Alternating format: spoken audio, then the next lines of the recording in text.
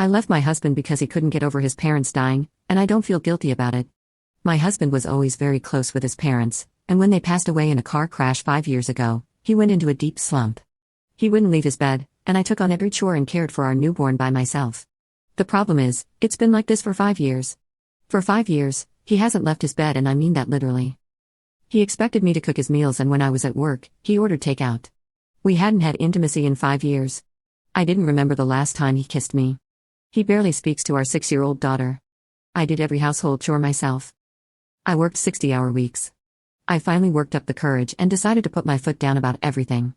For the sake of our kids, for me, and especially for him. I sat next to him on the bed, took his hand gently in mine, and spoke softly. I know it's hard. It's been really hard for both of us, but we can't keep going on like this. Stuck in this endless sadness. Our kid missed you. I miss you too. I miss hearing your laugh and seeing your smile. Please, for all of us, can you try to take even a small step forward with me? I asked him. He looked back at me.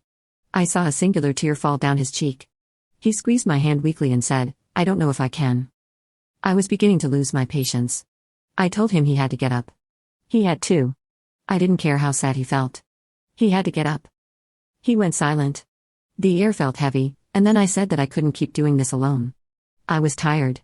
He told me that I had no idea of how it felt to lose my parents and refused to speak to me after that. I yelled, You're seriously telling me I don't understand what it's like to lose someone? You were getting your master's degree.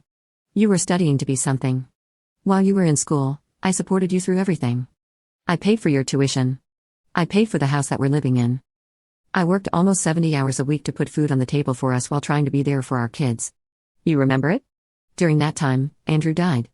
My own brother and I couldn't even attend his funeral because I had to work to put food on our table. When Drew died, I didn't have time to mope around and stay in bed every day. I had to get up and work even harder for you. For us. I was still here for you. When you decided to leave school in the middle of the semester, I still paid for the full class. When you needed therapy, I paid for it. Whenever you needed a shoulder to cry on or someone to be strong for you, I did it. I was there. I was depressed, John. I didn't want to get out of bed in the morning.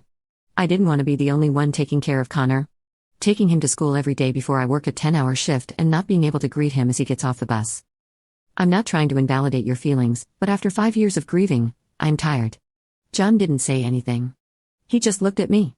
I asked him if he had anything to say and he stayed silent. This infuriated me because it felt like I was talking to a brick wall. I woke Connor up and I left the house for the night and got a hotel. I needed some space away. On the drive there, Connor asked me why Dad wasn't coming with us, and I told him that he would rather stay in bed because he needed some rest. After we left, he kept calling me and texting me. I texted him back that I would see him in the morning and he sent a text to come back home that instant, but I needed some space from him. I turned my phone on Do Not Disturb, put Connor to bed, and got his clothes ready for school the next morning. While he was asleep, I started writing a letter to give to John. The next morning, I woke up Connor and drove him to school. Since our home was in between his school and my job, I stopped by the house and dropped off the letter. In it, I told John how much I loved him and wanted the best for him. I told him again everything that I said the night before. How I was tired and couldn't keep working 50, 60-hour weeks to support our family while I was the only one taking care of Connor. I was also the only one keeping up with the house and it was starting to get worse. Clothes and dishes would often pile up in the sink and would still be there when I got home. The rooms were messy if I didn't straighten them up, and you can forget about dusting. After 5 years of keeping this up, I was getting burned out. At the end of the letter, I told him that if he couldn't help me with anything or get out of bed for himself, then I would have to get a divorce. I left the letter on the kitchen counter. Before work, I would normally buy him breakfast or cook him breakfast, but I didn't have the time that morning. So I knew he would come downstairs and see it. Around 11 o'clock, while I was at work, John called me and was yelling on the phone. He asked me how I could treat him like that after he lost both of his parents. He said now I'm making him lose his family. I said that it wasn't the best time to talk about this and that we could talk when I got home. When I got home that night, I was greeted at the door by John. This was the first time I saw him out of bed after I got off work in years, but it wasn't a pleasant surprise. He started talking about the letter I dropped off and how I was selfish and a lowlife for wanting to break up our family. He was screaming and throwing things in the living room. He said that I was a failure at being a wife and a mom and that I would never be half the woman his therapist was. He said she would let him express himself and didn't judge him like I did. I let him get all of his emotions and words out before I got up, wiped the tears on my face, and without a word, I left the house. I drove around but not to the hotel this time. I drove around the town and tried to clear my head of all the hurtful things he said to me. But under the city lights, All that played through my mind was the last 5 years and the arguments we'd had. I couldn't imagine spending my life without John. And I thought about how this could affect Connor. I thought about couples therapy, but between the house and the kids and only one income, I knew we wouldn't be able to afford both of our therapists.